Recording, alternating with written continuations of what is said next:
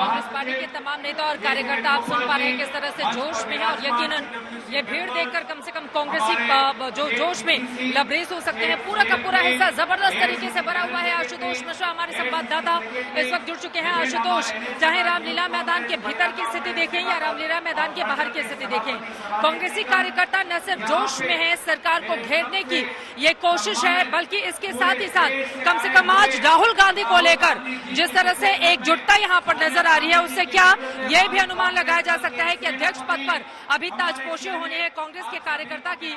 लेकिन उसके ठीक पहले ये बताने की कोशिश की, देखिए राहुल गांधी के नाम को लेकर पूरे कांग्रेसी कार्यकर्ता किस तरह से एकजुट हैं। अपनी आंखों देखी बताएं, अपने आसपास आप क्या देख रहे हैं, और राहुल गांधी का बेसब्री से इंतजार भी किया जा रहा है। मंच पर जल्दी से मैं बता दूं आशुतोष, मंच पर गौरव गोगोई इस वक्त अपनी बात कह रहे हैं। एक तरफ दाहिनी तरफ आप देखेंगे मल्लिकार्जुन खड़गे, पी चिदम्बरम, कुमारी शैलजा, रणदीप सुरजेवाला, अशोक चौहान, तमाम नेता बैठे हुए हैं, मीरा कुमार, तमाम नेता यहाँ पर बैठे हुए हैं। तो वहीं बाईं तरफ अगर हम देखें तो बाईं तरफ सबसे पहले अशोक गहलोत और मुख्यमंत्री राजस्थान, उनके ठीक बगल में छत्तीसगढ़ के मुख्यमंत्री भूपेश बघेल बैठे हुए हैं। फिर एक एक करके कांग्रेस के तमाम कार्यकर्ता बैठे हुए हैं। और देखिए ईडी से क्या राहुल गांधी जी डर गए, ये बताने की कोशिश की जा रही है गौरव गोगोई की ओर से।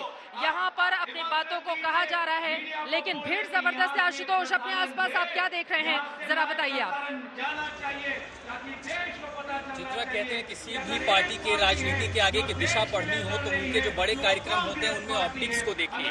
रामलीला मैदान के चारों तरफ जितने कटआउट है उसमें सबसे ज्यादा पोस्टर राहुल गांधी के और इकलौता चेहरा राहुल गांधी का।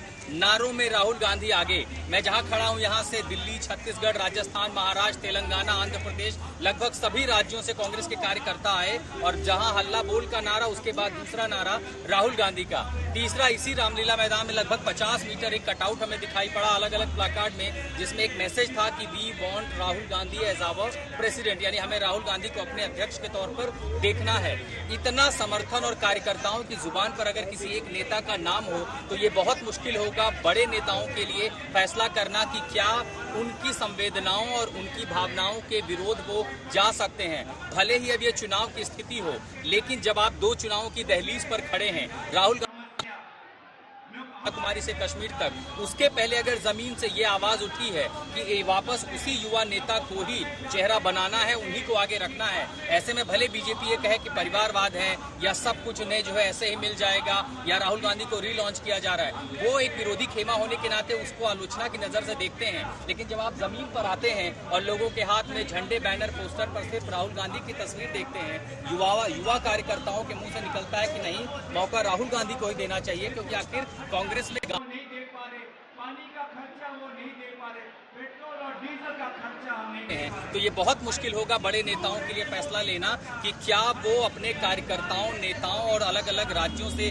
जो समर्थन है उनकी भावनाओं के विपरीत जा पाएंगे। चाहे इसे कुछ भी कह लीजिए, लॉन्चिंग पैड हो या जो भी हो, फिलहाल ये जरूर देख सकते हैं कि राहुल गांधी के लिए कांग्रेस कार्यकर्ताओं में जो समर्थन है वो अभी भी पहले की तरह मजबूत है। और शायद जैसे जैसे चुनाव नजदीक आ रहे हैं, आक्रामक तरीके से कार्यकर्ता ये कह रहे हैं कि अब राहुल गांधी को ही आगे आना चाहिए, पार्टी की कमान संभालनी चाहिए। चित्रा, ये बिल्कुल सही कहा आपने आशुतोष। कम से कम आज के इस हल्ला बोल रैली के जरिए जो हमें समझ में आ रहा है वो यही है कि राहुल गांधी की ताजपोशी को लेकर देश भर तक ये संदेश पहुंचाने की कोशिश की राहुल गांधी के नेतृत्व को लेकर कांग्रेस पार्टी के कार्यकर्ता किस तरह से एकजुट हैं। यहाँ पर राहुल गांधी बस कुछ ही पलों में पहुंचने वाले हैं, बेसब्री से उनका इंतजार किया जा रहा है। लेकिन यकीनन कम से कम आज की इस रैली के जरिए ये कहा जा सकता है कि कांग्रेस के कार्यकर्ता एक अलग तरह के उत्साह में दिखाई दे रहे हैं, लबरेज दिखाई दे रहे हैं। महंगाई के खिलाफ सरकार को घेरने की एक कोशिश और कवायद है, लेकिन इन सब के बीच आपको बताते चले आगामी जो अध्यक्ष का चुनाव होना है कांग्रेस पार्टी के भीतर, तो एक बड़ा संदेश दिए जाने की कोशिश भी की जा रही है। कांग्रेस पार्टी के सामने क्षेत्रीय दलों ने भी बड़ी मुश्किलें खड़ी कर दी हैं। एक तरफ बिहार में नीतीश कुमार की महत्वाकांक्षा जहां परवान ले रही है, वहीं ममता बनर्जी पश्चिम बंगाल से दहाड़ती हुई नजर आती है। दूसरी तरफ अलग अलग क्षेत्रीय छत्रप ये बताने की कोशिश में है कि देखिए हम किस तरह से ताकतवर हो रहे हैं। और यकीनन कांग्रेस पार्टी के लिए यही सबसे बड़ी चुनौती चुनौती है, क्योंकि क्षेत्रीय तत्वों की बढ़ती हुई जो सत्ता है वो कांग्रेस के लिए बड़ी चुनौती बनी हुई है। और यकीनन आज की इस रैली के जरिए न सिर्फ उन तमाम लोगों को ये बताने की कोशिश की तीसरे मोर्चे की जो कवायद की कोशिश आप कर रहे हैं, बिना कांग्रेस के वो संभव ही नहीं है अगर आप मोदी सरकार को घेरना चाहते हैं। क्योंकि एक तरफ प्रधानमंत्री नरेंद्र मोदी का सबसे बड़ा चेहरा, सबसे लोकप्रिय चेहरा, तो वहीं दूसरी तरफ कांग्रेस पार्टी के लिए राहुल गांधी को आगे करके ये बताने की कोशिश की हमारे सबसे बड़े नेता वही हैं और उन पर किसी भी तरह का कोई कॉम्प्रोमाइज कांग्रेस पार्टी बर्दाश्त नहीं करेगी।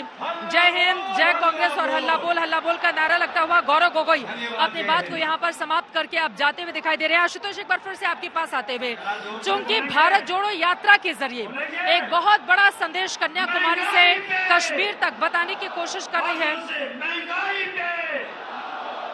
अच्छा, जो साथी गेट नंबर 2 के पास लाइन में लगे हैं, इधर बहुत भीड़ हो गई है। उसके पहले कुछ तस्वीरें आ रही हैं सामने, वो आप तक पहुंचाते हैं, क्योंकि बहुत भीड़ है यहाँ पर, आवाज भी बहुत कम आ रही है। एक बार देखते हैं तस्वीरों को, उसके बाद आशुतोष के साथ चर्चा में आगे बढ़ेंगे। खड़े हैं, उनसे विनती है कि गेट नंबर 4, 5, 6, 7, 8 से ग्राउंड में एंट्री करें।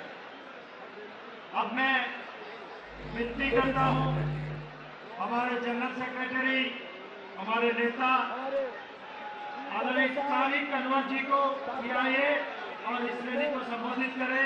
जनाब तारिक अनवर जी।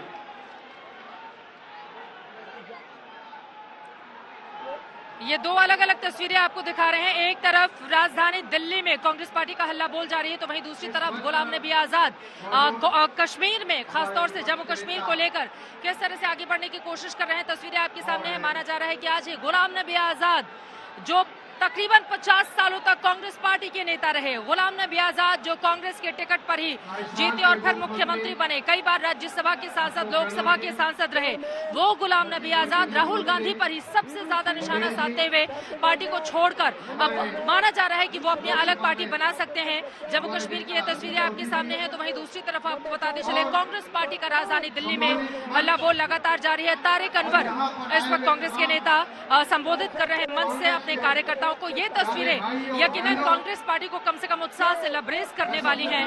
जिस तरह से आज कांग्रेसी एक अलग तरह के उत्साह में दिखाई दे रहे हैं। आम आदमी पार्टी भी कांग्रेस के लिए बड़ी चुनौती बनी हुई है। दिल्ली से उसने 2013 से हटाया, तो आज तक कांग्रेस पार्टी के लिए दिल्ली में वापसी करना काफी ज्यादा मुश्किल रहा, वो भी तब जब शीला दीक्षित ने लंबे समय तक यहाँ पर अपनी सरकार चलाई है।